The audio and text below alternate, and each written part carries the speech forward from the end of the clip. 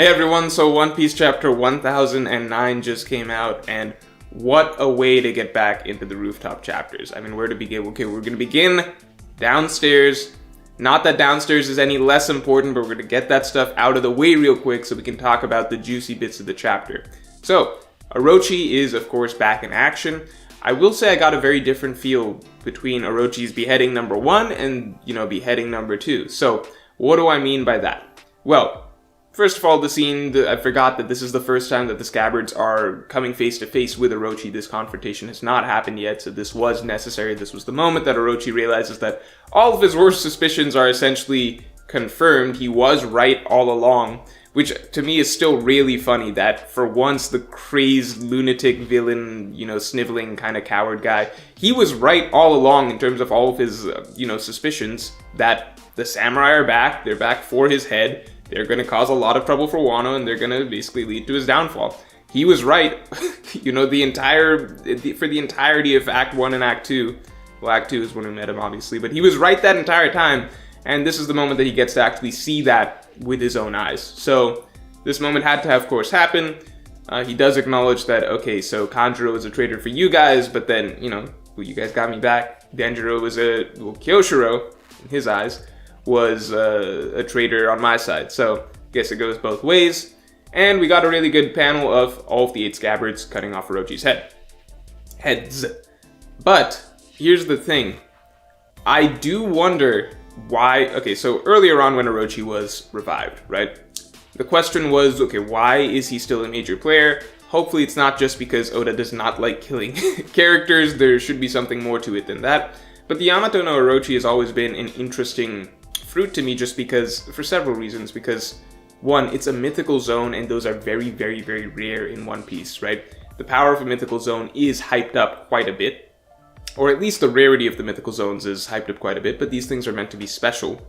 So the fact that it was given to some character that is essentially the equivalent of a modern-day Spandam is pretty strange, right? It is pretty strange that Oda would choose to give that to Orochi rather than any sort of mythical zone going to any of Kaido's other calamities.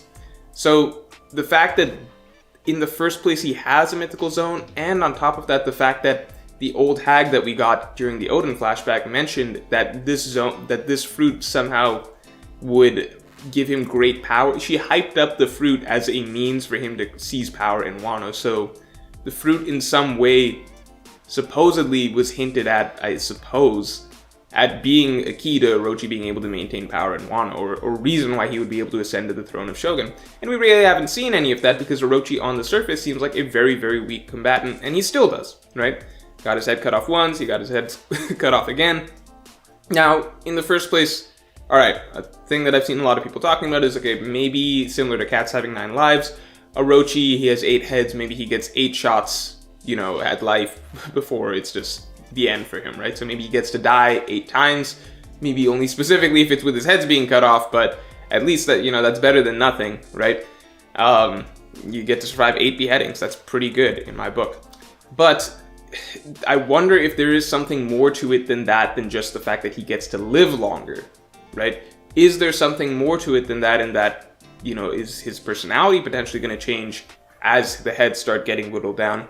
Because the feeling I got with the first beheading is that, okay, we know Orochi's going to bounce back. The feeling I got from the second beheading, at least with the panels Oda's giving of, showing again the beheaded Orochi and the Scabbards kind of feeling like, okay, we just took care of that. And we're still getting this sort of ominous look at Orochi's head just on the ground. And we know, the reader knows from this shot that Orochi is going to be back. The feeling I'm getting is maybe there is going to be something more to what Orochi can do at the end of the day. Maybe as his heads get whittled down, something about him changes. Maybe there is something up his sleeve that maybe he even doesn't know about. I think certainly Kaido didn't know about, the fact that Orochi could survive his heads being cut off. So I wouldn't bet my money on it that, Orochi is, I don't even want to say Orochi is strong or something like that, but I wonder if there's something more that we get out of him as we get closer and closer to the bottom of the bottom of what this devil fruit actually can do. I do think it's going to be something more than just Orochi just running around and setting fire to things left and right. And, this does also make me wonder a little bit. So the Scabbards got to kill Orochi once, in a sense. Hiyori mentioned that she wanted to kill Orochi. Zoro mentioned that I believe he mentioned he wanted to kill Orochi. So in that sense, I wonder if everyone's gonna, like, we're gonna get several characters. I mean, this is the perfect character for everyone to have a vendetta against, because everyone can take turns just chopping this guy's heads off. He's got lives to spare. So I wonder if we're gonna get to see something like that, where multiple characters get to kind of take out Orochi in a sense. But all that being said, the other important point that we got from the downstairs was Fukurokuju versus Raizo.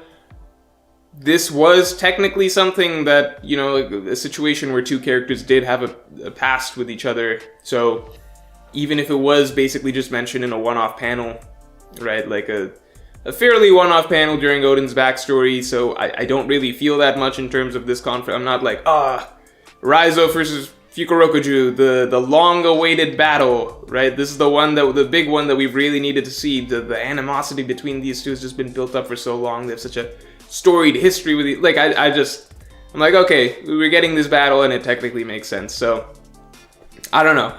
Raizo versus Fukurokuju, that's happening, I guess.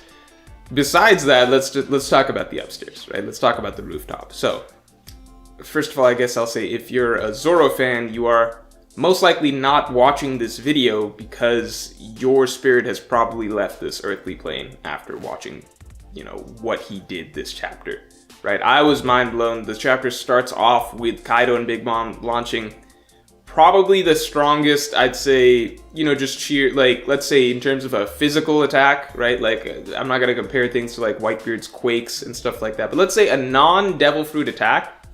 This was maybe the strongest non-Devil Fruit attack that we've seen in the entire series. I mean, right? Like, it's a combined attack from two Yonko. I don't know how you want to scale certain things. Maybe you think...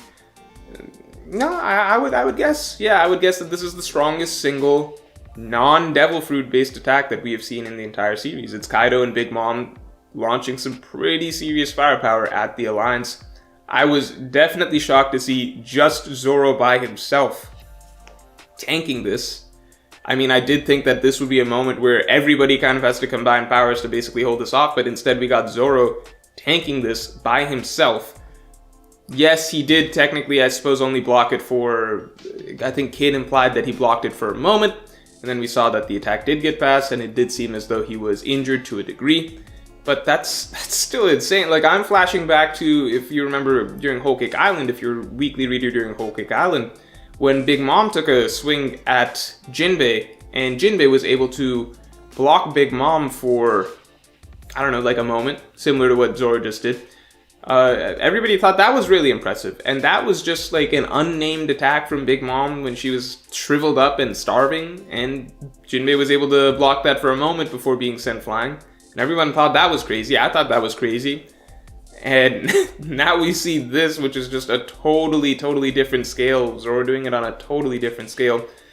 Definitely the most impressive, if you're like a power scaler, that's the most impressive feat that Zoro has probably shown throughout the entire series. I'd say that's one of the most impressive things you could imagine any character doing. So, you know, if you're a Zoro fan, you're probably celebrating. Probably popping champagne, doing whatever you do when you celebrate.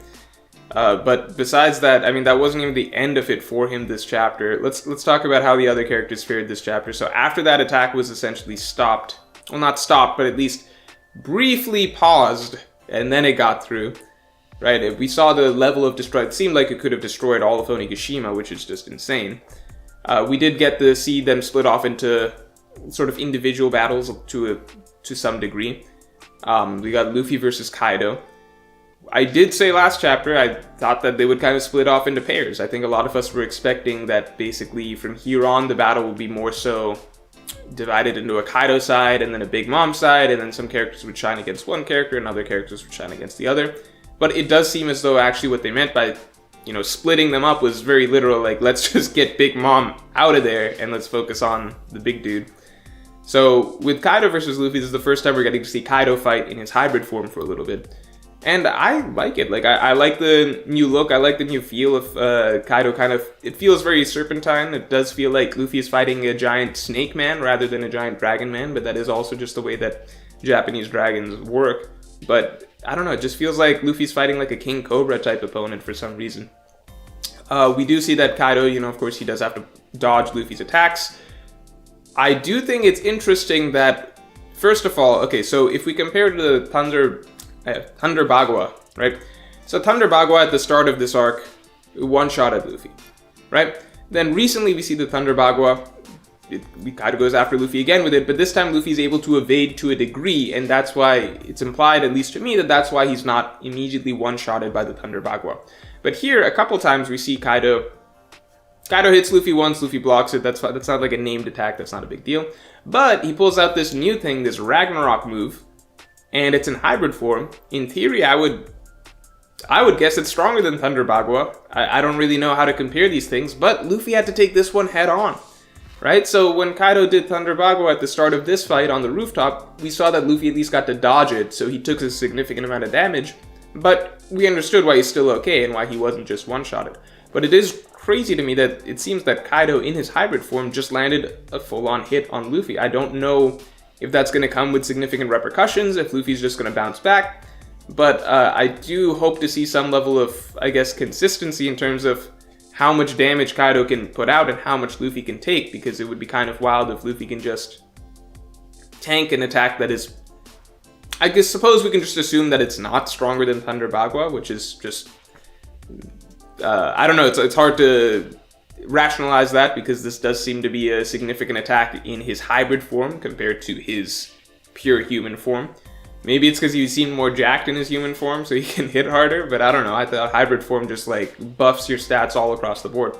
So we'll have to wait and see how Luffy reacts at the end of next chapter, but I was definitely shocked. I did not think that we would see Luffy taking a full-on hit from Kaido, again, at least for a little while, at least not in the early phases of the arc, because of the implication that you just can't take a full-on head-on hit from Kaido, right? I thought that was the implication. So let's see where that goes. On the Big Mom side of things, this was the type of teamwork that I think a lot of us were really hoping for when this fight started. I think definitely when the fight began, it was more so everybody just taking turns, more of a turn-based system. Everyone kind of just like, my turn, your turn, let me do an attack. All right, let's have Kid try and crush him. Let's have Law throw some rocks. Zoro and Killer are trying to take a swing at him. But this was some really, really, really strong teamwork, and this is kind of what you're looking for when you've got so many Devil Fruit users together with such powerful abilities. On top of that, we finally got some confirmation as to Law's limits.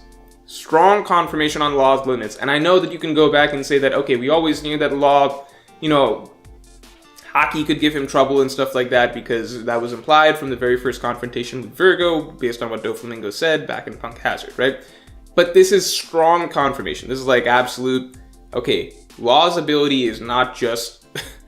it's not just, you know, pure godlike omnipotence. He can't just vanish someone into the ocean if he chooses. There are limits based on how strong someone's Haki is, for example. So that was a very important clarification, because otherwise this battle is going to be a lot of just us feeling like, you know, question marks in terms of, okay, couldn't Law just do this? Couldn't Law just do that? Why is Law not using his ability in this way? There are limits to what Law can actually do. Now, that being said, sorry, there's some ice being dropped in the fridge, so you might hear that in the side. But that being said, the fact that Law can use his abilities on the homies, so Zeus, Prometheus, that is a big game changer. I like the fact that, you know, Kid created this box. I like the fact that Law vanished Zeus inside of the box. Quick trap, metal box for a lightning user. I like the fact that Zoro is making use of his, you know, new flame cutting abilities to take care of Prometheus. And I like the fact that, I guess, Killer gets to fight Napoleon. I guess anyone could have kind of just taken out Napoleon. Like, Napoleon's literally like, I'm just a sword. But most importantly, I like the fact that the way that Big Mom was taken out was very systematic, right? So first remove all her tools, which is not that hard. Then her actual main body is, of course, very difficult to deal with, but it can be still beaten with trickery, right? In the sense that Kid knocks her into the air, Law pushes her a little to the side, and then suddenly she doesn't have any ground to stand on. I thought that whole sequence was just a great use of everybody working together, using their abilities to the fullest. It is interesting to me that Big Mom seems to be just falling straight into the ocean, because I was under the impression that they're now on land. I thought that they were now above the mainland of Onigashima, right? I thought they were now above the mainland of Onigashima, so the fact that it seems like she's falling in the ocean does seem a little strange. I guess that's just the way that perspective kind of works in some of these manga panels. Sometimes we might feel like we're above the mainland of Wano, but I guess in reality we're still above the sea and we haven't quite gotten there yet, which does open up the possibility, because this is One Piece and these sort of things do happen. It opens up the possibility of Big Mom just landing on her own ship, the Big Mom Pirates ship, which is most likely in hot pursuit of this flying island of Onigashima. If you're the Big Mom Pirates, you must be so confused over this entire sequence. So first you get knocked down the waterfall, you get back up the waterfall most likely, and you're like, okay, let's get back to Onigashima.